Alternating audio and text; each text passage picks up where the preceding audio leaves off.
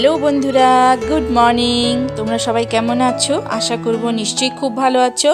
আমরাও কিন্তু বেশ ভালো আছি। আমি মলি, আজকে আবার একটা নতুন ভিডিও নিয়ে সোজাসুজি তোমাদের সামনে চলে এসেছি। তোমাদের সকলকে আমার এই নতুন ভিডিওতে জানাচ্ছি অনেক অনেক স্বাগত। আশা করব তোমাদের এই ভিডিওটা ভালো লাগবে, আর স্কিপ না করে পুরো ভিডিওটা দেখার অনুরোধ রইল এই দিদিভাইয়ের তরফ থেকে। তো চলো বেশি বকবক না করে আজকের ব্লগটা শুরু করে দেওয়া যাক। সমস্ত বাসি কাজকর্ম সারা কিন্তু আমার কমপ্লিট হয়ে গেছে, শুধু গোছানো বাকি রয়েছে এই বিছানাটা। সকালবেলা স্যার এসেছেন পাশের ঘরে, ওনাকে গরম গরম চা করে দিলাম, দিয়ে সোজা চলে আসলাম আমার বিছানা গোছানোর জন্য। সকাল সকাল বাসি বিছানাটা গুছিয়ে নিলে ঘরের দেখবে অর্ধেকটা কাজ কিন্তু হয়ে যায়। মেয়েও ঘুম থেকে উঠে পড়েছে, সেই জন্য আজকের বিছানাটা কিন্তু ফাঁকাই পেয়েছি। অন্যদিন সকাল সকালে এই বিছানাটা গোছাতে পারি না, কারণ মেয়ে ঘুমায়।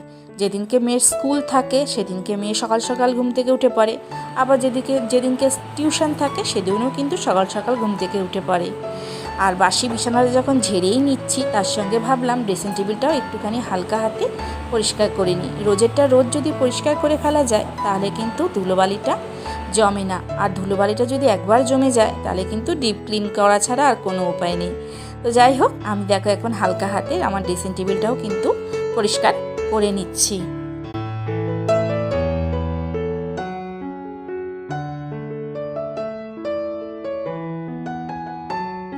ঘর পরিষ্কার রাখবো, টিপটপ রাখবো, এইটা যদি একবার নেশায় পরিণত হয়ে যায় না, তাহলে কিন্তু চুপচাপ বসে থাকাটা খুব মুশকিল হয়ে যায়। সেই জন্য দেখো সব সময় কিন্তু মাথার মধ্যে ঘুরতে থাকে কোন কাজটা আমি করলে আমার ঘরটা আরও বেশি সুন্দর লাগবে, কোন কাজটা করলে আমার ঘরটা বেশি পরিষ্কার লাগবে।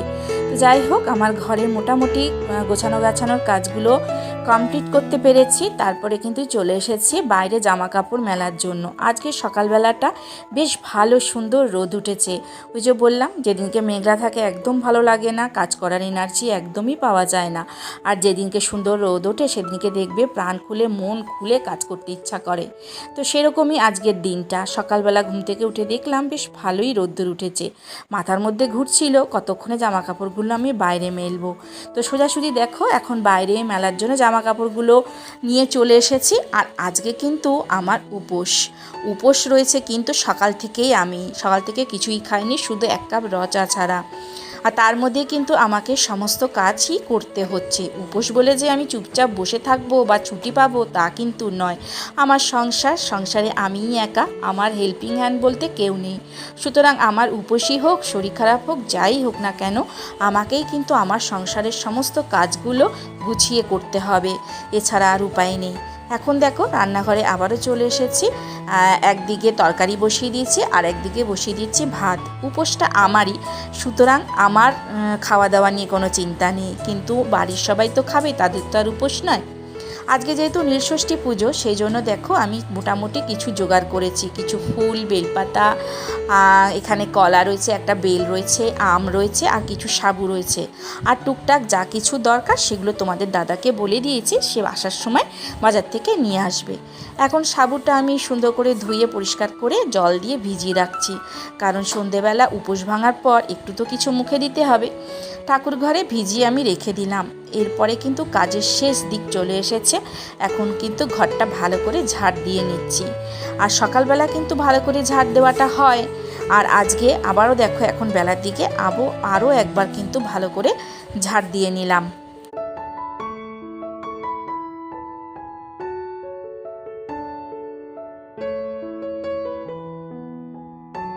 এখন আমি স্নান টান করে ঠাকুর ঘরে ঢুকে পড়েছি। শিবের মাথায় জল ঢালবো, সেই জন্য সমস্ত কিছু জোগাড় যন্ত্র করে নিচ্ছি। ফল টলগুলো ভালো করে ধুয়ে আমি ঝুড়ির মধ্যে রেখে দিলাম। আর এখানে শিবের মাথায় যে ঢালবো, সেই জন্য দুধ, গঙ্গা জল, সিদ্ধি, তারপরে মধু, তারপরে ঘি, এই সমস্ত দিয়ে আমি জলটা রেডি করলাম। এখন আমি শিবের মাথায় চলো জলটা ঢেলে নিই আগে।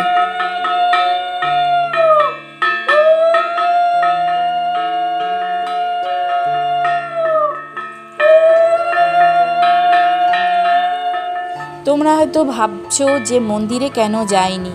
আসলে কি বলো তো, ঘরে যখন আমার শিব ঠাকুর রয়েছেই, ঘরের শিবকে ঠেলে মন্দিরে যাব মনটা মানছিল না। সেই জন্য আমি ঘরের শিবকেই কিন্তু জল ঢাললাম।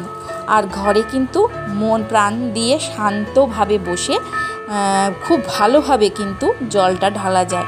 মন্দিরে ভিড়ের মধ্যে তো তাড়াতাড়ি করে জল ঢেলে দিতে হয়, কি মন্ত্র বলছে, কি উচ্চারণ করছি, কি অর্ধেক শুনতে পাচ্ছি, কি পাচ্ছি না, এই সমস্ত থেকে কিন্তু আমরা ঘরেই ভালো নিশ্চিন্তে মনে জল ঢালতে পারি। তো দেখো এখানে আমার কিন্তু শিবের মাথায় জল ঢালা কমপ্লিট হয়ে গেছে।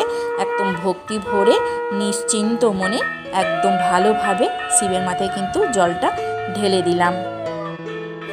আজকে কিন্তু আর বেশি দূর ভিডিওটা নিয়ে যেতে পারছি না, তোমরা নিশ্চয়ই বুঝতে পারছো একটা উপোস সকাল থেকে চলছে, আর সারা দিনে সেই উপোসের মধ্যেই সমস্ত কাজকর্ম কমপ্লিট করা একটা ধকল কিন্তু শরীরের মধ্যে হয়।